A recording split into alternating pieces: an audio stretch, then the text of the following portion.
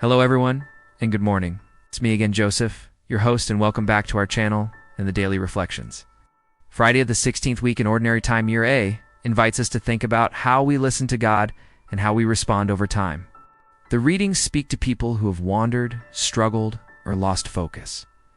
They remind us that God continues to call His people back and offer guidance. This day helps us pause and reflect on where we are headed. In the first reading, God speaks to a people who have gone astray but are still loved. There is a promise of care and better leadership. This message fits well with Friday of the 16th week in Ordinary Time Year A, which encourages trust and patience. It shows that turning back is always possible and that God remains near. The psalm brings words of comfort and hope. It speaks of gathering, protection, and joy after loss. These themes connect with everyday life, especially times of worry or change. The psalm reminds us that sorrow does not have the final word and that care for the community matters deeply. The gospel looks at how people hear and respond to God's word. Some struggle, some lose focus, and some grow strong. This reading invites honest self-reflection, asks us to consider what kind of ground we offer. Together, the readings for this day call us to listen closely and stay steady in faith. Now, friends, let us take a look at the readings for today. The first reading is from Jeremiah chapter 3, verses 14 to 17. And then for today's responsorial psalm, it is a special one. It is also from Jeremiah chapter 31. And finally, the gospel reading for today is from Gospel of Matthew chapter 13, verses 18 to 23. The readings for Friday of the 16th week in Ordinary Time encourage us to reflect on God's call for repentance and our response to His word. These reflections help us to understand God's mercy, the challenges in our faith journey, and the fruits of living according to His teachings.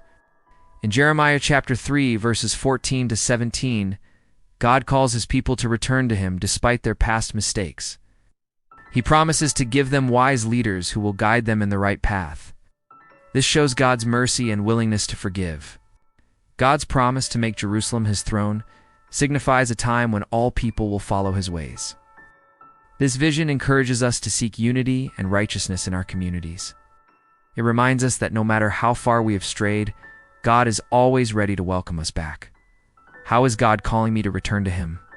We are often like the rebellious children, but God still calls us back. His love and mercy are greater than our sins.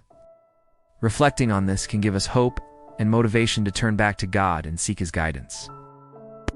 The responsorial psalm for Friday of the 16th week in Ordinary Time Year A draws from Jeremiah 31, a chapter known for hope after loss.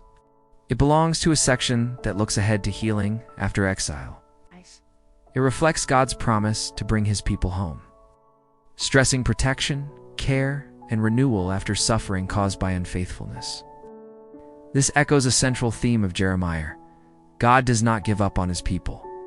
Images of shepherding and joy after mourning show a deep concern for community and restoration. The movement from sorrow to happiness fits the book's larger message that judgment is real, but mercy and renewal remain stronger in the end. In Matthew chapter 13, verses 18 to 23, Jesus explains how different people respond to God's word. Some hear it but do not understand, so it does not affect their lives. Others receive it with joy but fall away when troubles come. There are also those who are distracted by life's worries and riches. These distractions prevent them from growing in their faith. They hear God's word but do not let it take root in their lives. What distractions make it hard for me to grow in faith? However, some people understand and accept God's word fully. They produce abundant fruit, living out their faith in their daily lives.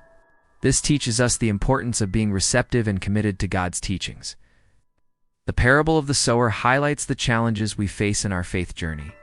Troubles and distractions can cause us to lose focus on God. We must be aware of these challenges and find ways to stay rooted in our faith. Am I like the good soil that receives and lives out God's word? Life's worries and the lure of riches can choke our spiritual growth. We need to prioritize our relationship with God above all else. By doing so, we can avoid the pitfalls that prevent us from growing spiritually. How can I stay strong in my faith during hard times? Those who truly understand and live by God's word will bear much fruit. Their lives will reflect the values and teachings of Christ. This encourages us to be diligent and committed in our faith, knowing that it will lead to a fruitful and fulfilling life. Reflecting on the readings for Friday of the 16th week in Ordinary Time, we see God's call for repentance, the different responses to His Word, and the challenges and fruits of faith. These reflections guide us to deepen our relationship with God and live according to His teachings. Let us strive to be like the good soil, understanding and living God's Word fully. Now, friends, let us end our reflections for today with a simple prayer. Dear Lord, help us to return to You with humble hearts. Guide us through wise leaders and protect us from distractions. May we understand and live by Your Word, bearing abundant fruit in our lives. Amen. Thank you, friends, for watching and joining me in today's daily reflections. I hope these reflections can be useful and helpful for you. If you enjoyed this video and our daily reflections, please do like, share, and subscribe to our channel for more faith-inspiring contents and many more. Take care, everyone. Stay safe and healthy as usual. See you next time, and God bless you always.